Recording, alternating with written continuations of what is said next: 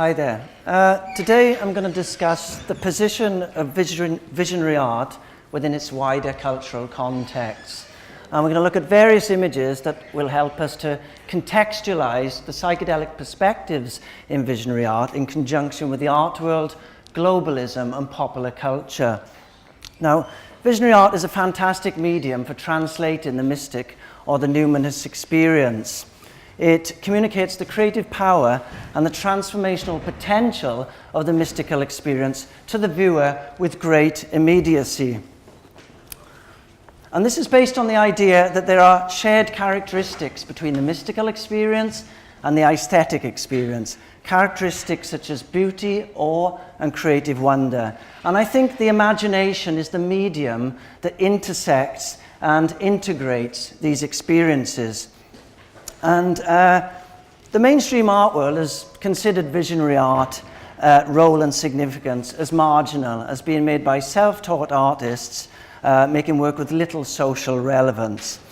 I will contend that its presence is deeply embedded in the historical evolution of art, and its presence and significance are seen across many, many cultures. And these pictures are not of historical visionary art, they are blank, but we will carry on. And that's a shame because they're nice pictures.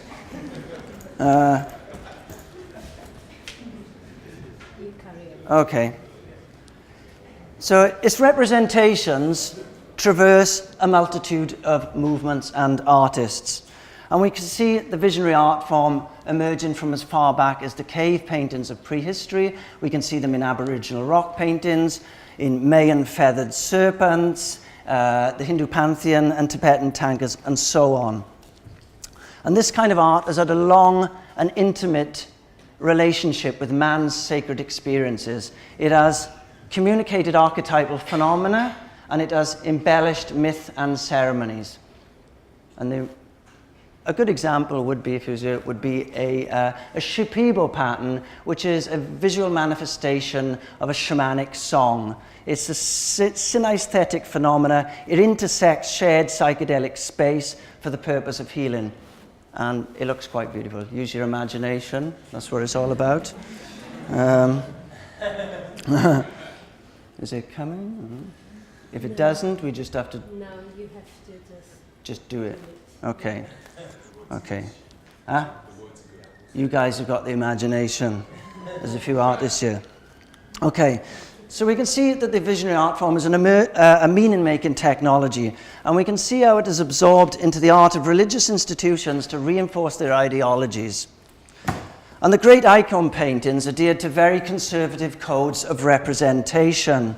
And these powerful images were culturally shared constructs rather than individual expressions of divinity. And of course, all this is far removed from our more current and more romantic notion of the artist's visions. Another slide, doesn't work. Forget about it, Stu. Okay. With growing scientific inquiry, a more human-centric approach to art evolved in the post-medieval and Renaissance times, and the focus turned towards objective inquiry, towards mapping the human form and physical space. We get pictorial perspective, we get the ideal human form. And the visionary impulse wasn't quite so prevalent in this time, but however, there was an opening of idiosyncratic artistic perspectives. And this conveyed relational and intimate spaces that I think as a kind of universal resonance. We get this with Rembrandt, would be a classic example of this. Also Michelangelo, who was a mystic artist rather than a religious artist.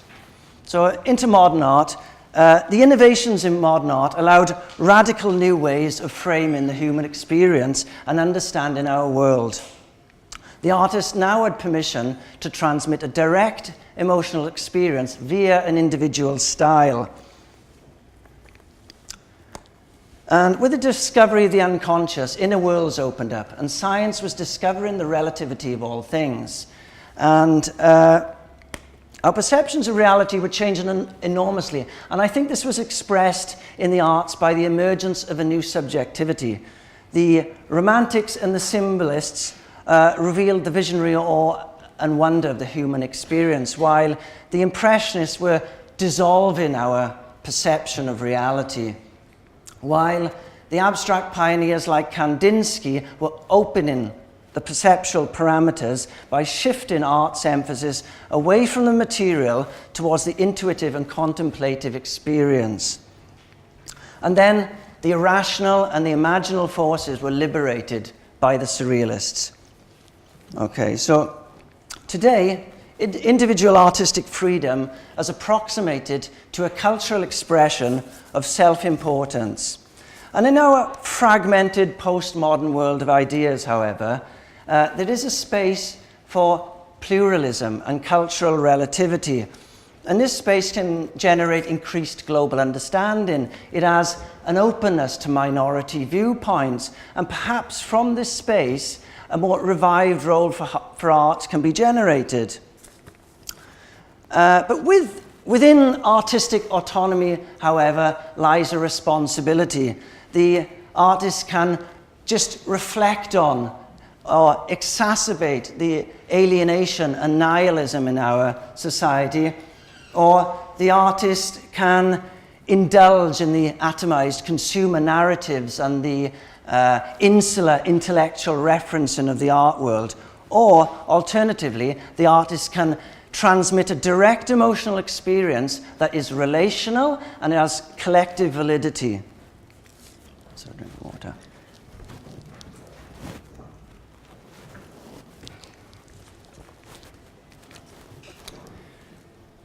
In the 1960s, pity about the slides because some good pictures here. In the 1960s, vibrant and enticing art forms emerged that reflected the psychedelic exploration of the times. And this art referenced the uncharted dimensions of mind. And this was way beyond the understanding of institutional art critique. These psychedelic artists were immersed in underground ideas, far from the culturally sanctioned ideas of the art world. And I think they opened an interplay with the deeper areas of popular culture. And I think today's visionary artists have inherited something of this ethos and this sovereign conviction to the creative process. And I think this can also be seen in the voice of street art, for instance, today, with its pictorial sophistication and its social and cultural relevance. There were some pictures of some great street art that referred to ecocide and the dimension of indigenous wisdom. Anyway, so psychedelia, it percolated into all areas of cultural production, from the poster design to fashion to the immersive happenings that later became performance art. And although some of the original psychedelic sensibilities in art, I think, were absorbed into cultural assumptions of what psychedelic art is, sometimes a kind of surrealism or something, and that's trippy. Okay, so, and also, psychedelia percolated into the contemporary art world. We can see it in the art of Yayoi Kusama, who had a wonderful show in the Tate Modern a few years ago. And it also influenced the recent pioneers of visionary art, such as Ernst Fuchs, the great Matti Klarwein, and then Robert Venosa. These psychedelic post-surrealists also inherited their ideas and methods through a time-honored tradition of sacred art. And they also participated directly with the surrealists, but reached beyond surrealism's outrageous liminality to convey the magnitude of the visionary experience in all its multi-dimensional, translucent detail. Use your imagination.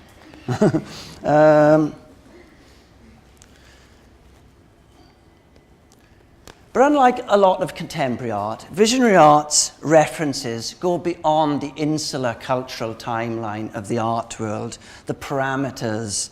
Its content and essence are embedded in the imaginal depths, in the dynamic space between nature and psychic phenomena. It embraces a transrational perspective, a indigenous psychedelic perspective that somehow art is animate, that it stores and it transmits visionary phenomena.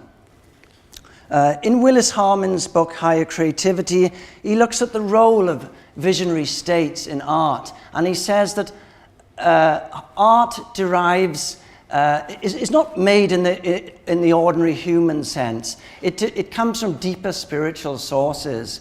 And our eloquent friend Terence McKenna said that it is our thread to the transcendental other. Today, we see a resurgence of visionary art that integrates contemporary perspectives with an inspired worldview, and it draws its influences and ideas from the archive of artistic tradition and symbol systems. And its ideas have percolated in our world of technological connectedness. And we can see it growing and responding to the processes of global transition. And these contemporary visionary artists are aware of the critical nature of the crisis that humanity is facing. And they're also aware that art has catalytic potential, that it can point to our inherent capacity for well-being and development on an individual and a collective level. So, visionary art today embraces co-creativity in a socially conscious way, extending beyond the inner world of the artist to the wider world shared by others around them. And its presentation goes beyond the gallery. It goes to the collaborative mural spaces and the immersive and participatory environments of psychedelic festivals like the Boom and the cutting-edge liminal zones of the Burning Man.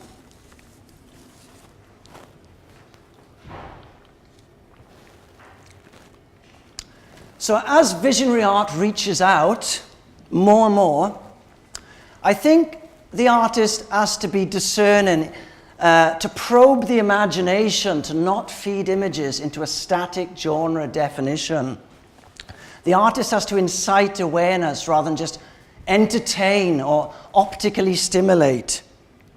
And I think today's visionary artist has to bypass the well-worn fantasy motifs and new age cliches that may come with an inclusive vibe.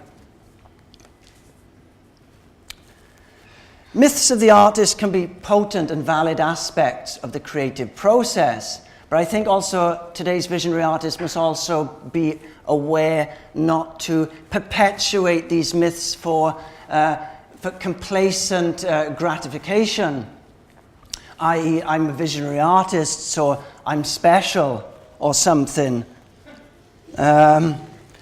However, the hero myth is an enduring one and it's a potent one, and I think Alex Gray exemplifies this really well, and that's good. But perhaps the artist now can perhaps contemplate and call in wider mythic potentials, to consider an integrated role for the artist in human community and culture. But visionary art's significance is just one facet of a growing cultural awakening. A planetary awareness that incorporates arts, design, healing, sciences, permaculture, and open source technology, etc. And it's a paradigm that's based on sustainability, interconnectivity, and integral wisdom. Buckminster Fuller, the evolutionary architect and designer, said, "If the solution is not beautiful, I know it's wrong." And Eric Davis talked about visionary art offering a model for visionary design and solutions in design. And we all know that fine art ideas have very often been a precursor for design ideas. We can see the Paris Metro sign came from Aubrey Beardsley's Art Nouveau designs, for example. And design is taking the stuff of art and putting it into objects that have a practical application in society. So, in the idea of the vision questing, of engaging with visionary states through meditation or psychedelics and bringing that visionary information into the design process and circulating that potential back into life and culture in the form of sustainable technology and better functioning systems of energy. So, visionary states can fuel art, and they can also play an important role in creativity and therefore in creative solutions. We all know that Steve Jobs made creative breakthroughs for the Apple computer through the use of LSD. That's common knowledge. And Stanislav Grof, the leading light of psychedelic psychotherapy, observed that people that have undergone deep transpersonal experiences often develop deeper ecological awareness, compassion, and tolerance, a more interconnected worldview. And he also observed that people who have undergone these states often are more inclined towards activities that are critical for a sustainable future. So, today, humanity interfaces with an information network that's global. And it's rather like a global mind that has a wider capacity to reflect on the significance of the collective. And in this unique position, we have more access now to the culminated knowledge of our history, the gene, the DNA, etc. And we have more awareness of our place in history now. And in this time of crisis and ecological meltdown, we have to consider what direction humanity is heading. Einstein said, "A problem cannot be solved by the same consciousness that created it." Our materialistic culture is fueled by an ego-driven mindset. And this consciousness underlies our corporate world of domination, exploitation, and greed. And solutions that are conducive for our survival and development may be derived from more holistic and wider states of awareness. Irving Laszlo said that art is an element of culture, and culture is an element of the human community. And the human community needs consciousness. In regard to the evolution of today's consciousness, society needs art. And I'm going to finish with a quote by Ken Wilber that I think might stimulate us to bring in our greater possibilities, our higher potentials by engaging with the imaginal forces that I think intersect art and mind. I think the imagination actually traverses the spectrum of our experience through art and numinous experiences. And Ken Wilber says that the purpose of truly transcendent art is to express something that you are not yet, but that you can become. Thank you.